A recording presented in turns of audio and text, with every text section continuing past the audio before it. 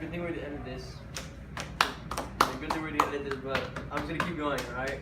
Because we can't edit. Yeah, we can. We can cut parts of the videos out. So it's like whenever you want to start. Yeah. Okay, cool. Action. I want to say that some people might not know where products you might own, like shampoo or lotion and other household products, come from or originated. We'll just answer, most of those products have at least been tested on some sort of living animal before the products hit your local store shelf. Some animals that are tested on are some of my which you might have at home, such as a dog or cat or maybe a hamster. Just imagine, well, you don't have to imagine your very own pet getting tortured and such. But if you do, just imagine it getting poked with needles of dangerous fluid and fluid that may put on its skin that might burn for weeks. It's pointless.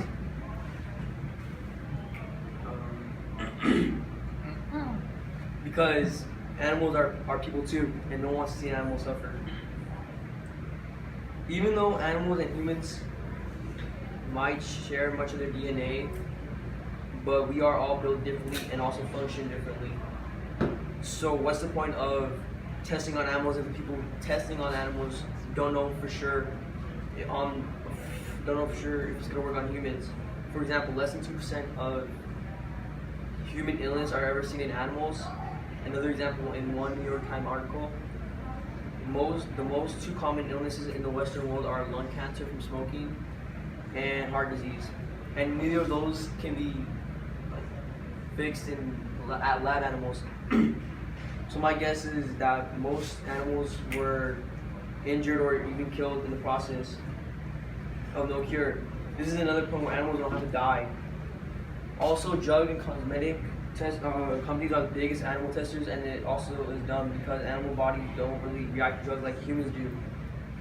So it would be possible that it can be even worse for the animal than the situation it's already in. If drug companies really wanted to expand their success with selling drugs in society, they could just pick up some drug addict on the street and they can test the drug themselves. You see how pointless it is? I want to say that I'm not completely against animal testing, but people out there doing animal testing should just limit the times they test on animals. Because to be honest, there isn't anybody to think of that some scientists can find a cure for cancer or medicine. I believe it could expand and improve our society because there is some products that people need. But I'm not saying it's worth a life of a living animal. There is a ton of pros and cons to this mainly talked about topic. So it's up to you as a person to decide if it's worth one of our worldly problems and if it's worth putting it into. That's it.